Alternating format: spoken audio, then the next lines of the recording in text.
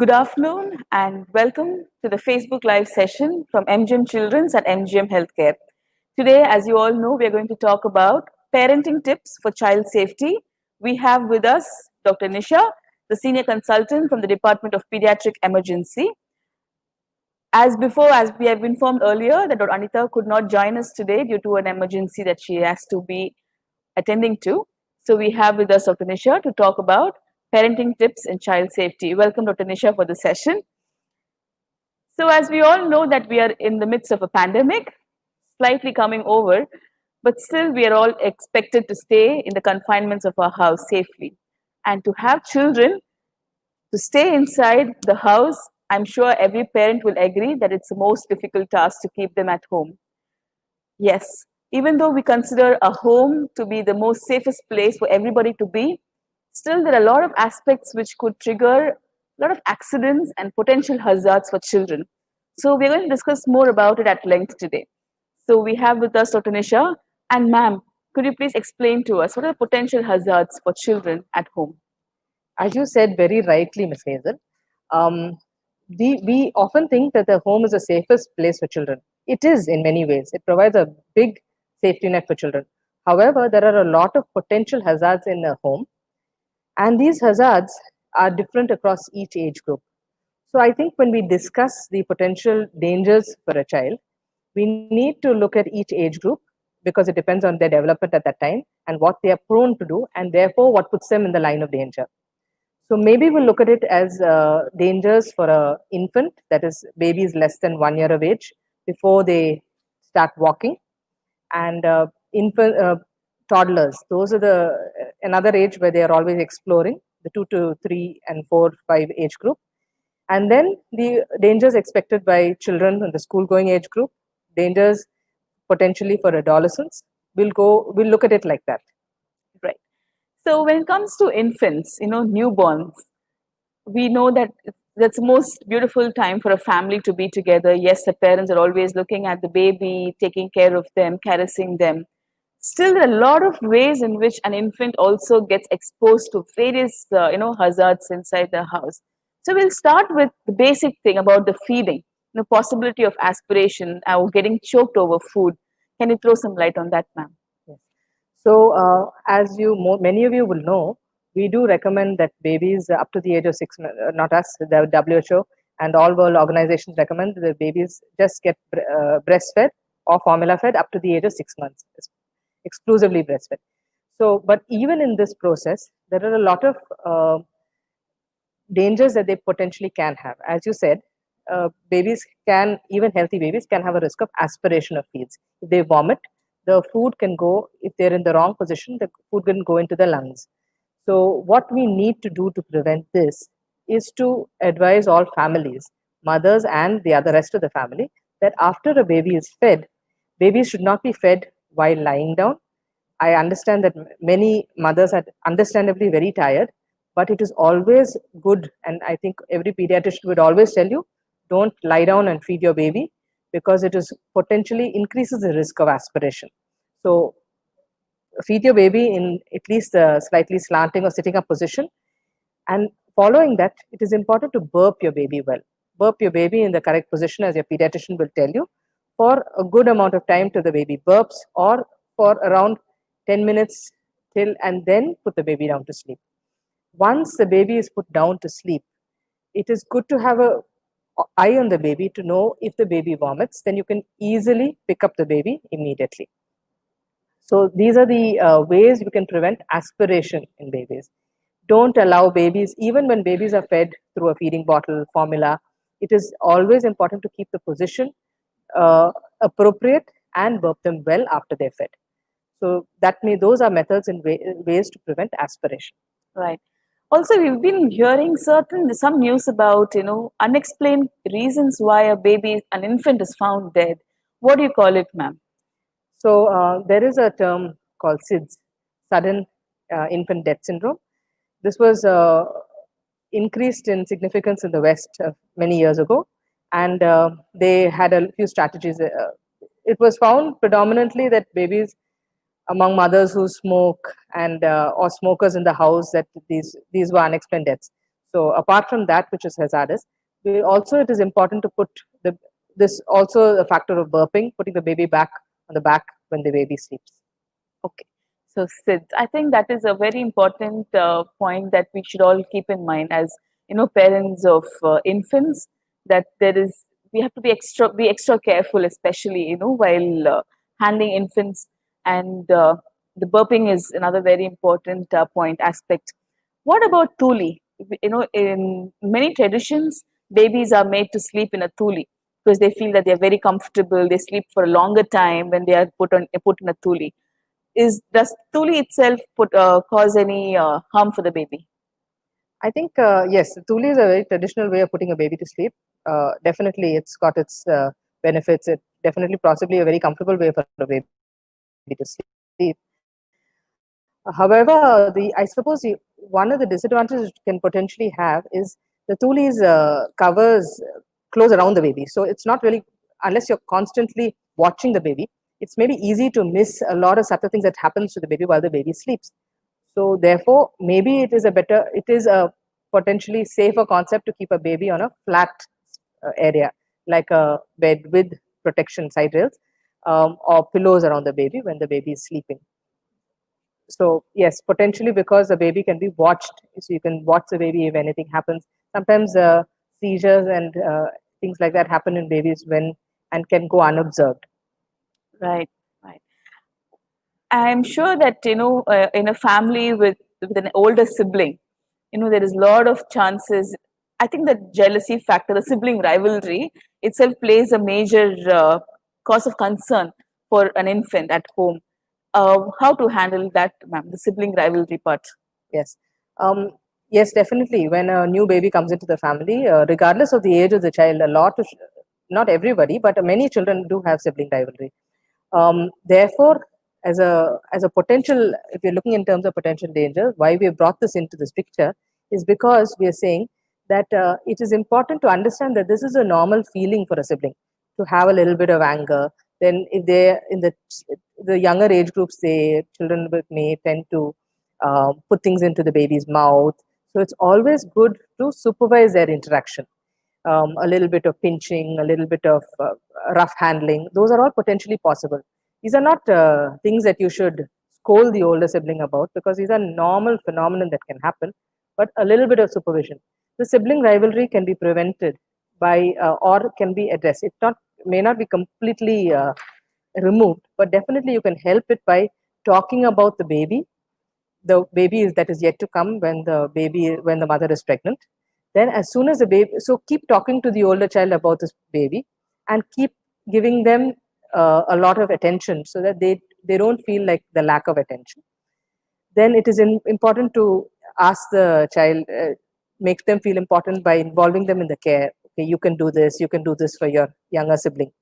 And so all that helps to reduce sibling rivalry.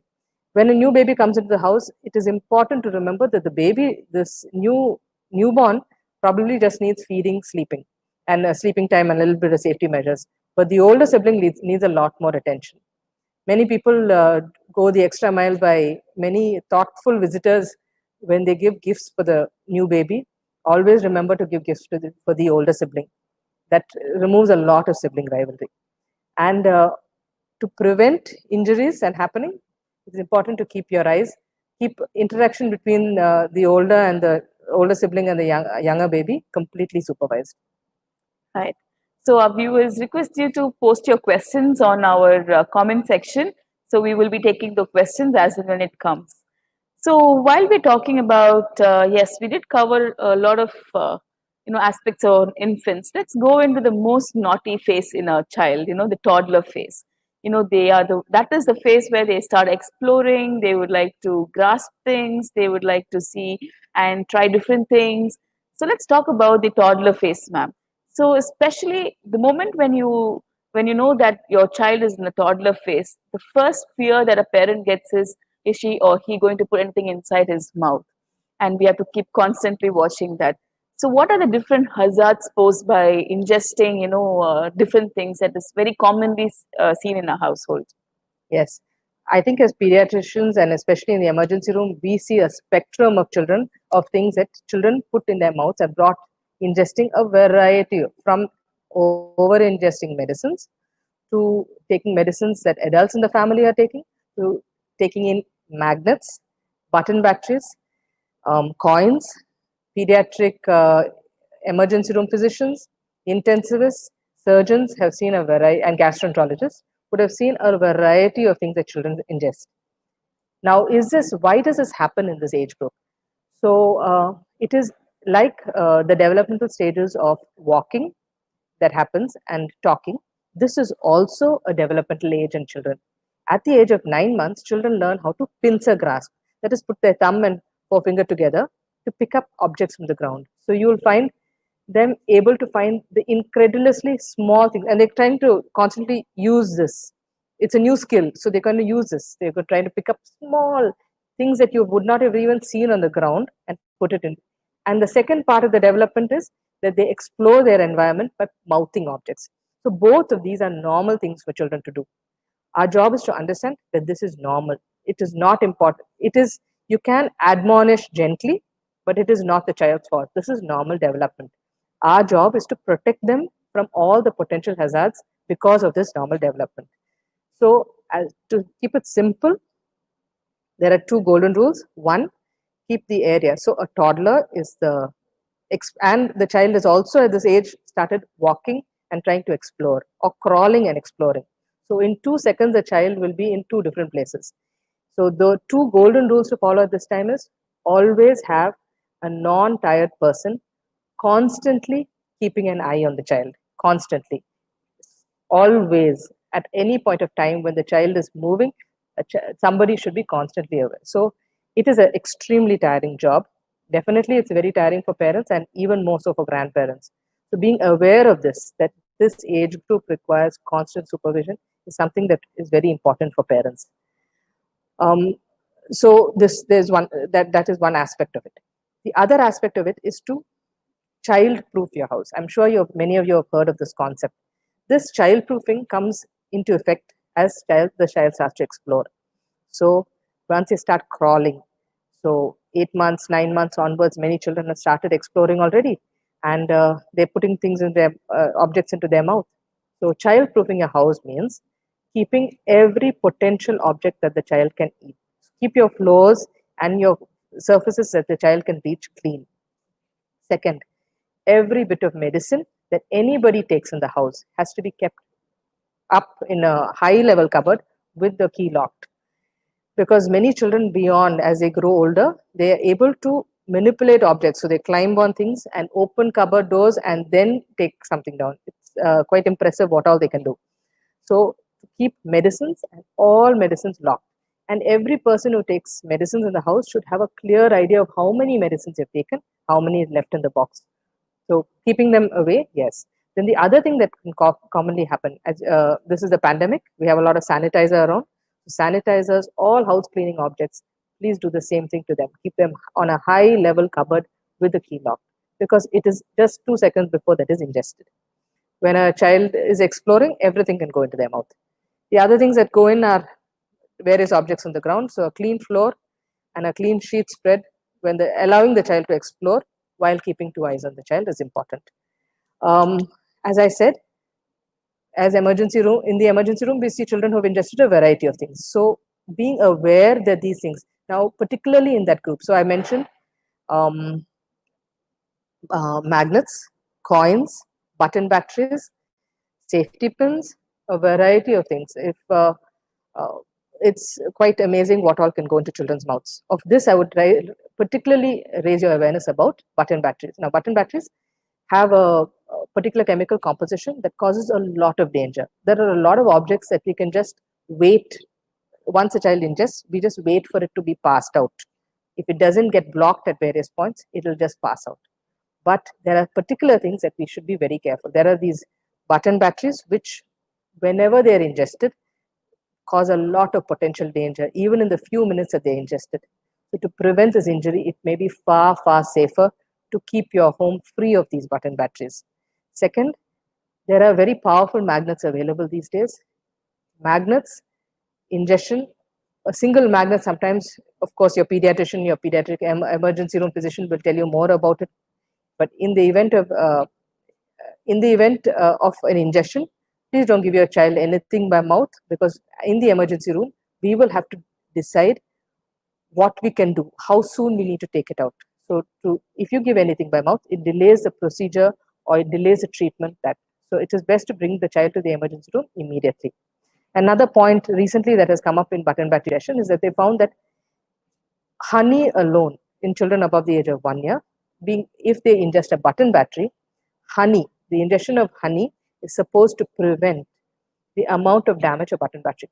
So with that point and the fact that other than that, nothing to be given to children when they come to the emergency and bring them to the emergency room. But prevention is always better than cure. So it is much better to have a home which is safe of all this rather than. The other thing that we need to be careful, adult medicines is one, children's medicines. We often have children who are interested in drinking. I think a lot of the medicines taste quite nice. So you'll find that if the older sibling is given a medicine, the younger sibling also wants not to be left out and drink the medicine. It is important to keep medicines for children away also, because they will ingest a lot more. An entire cough syrup bottle, an entire paracetamol bottle will all get ingested. That requires admission, treatment, watching for complications. So prevention is better than cure. Please childproof your home, especially as your child starts getting mobile. Please childproof your home. So yes, very rightly you said, ma'am. There are a lot of chances, once they get into that exploratory mode, they want to climb onto things, they want to try different, places. They would like to see what possible, they can get their hands on there. So while we talk about climbing heights, then furnitures, you have TV stands in house.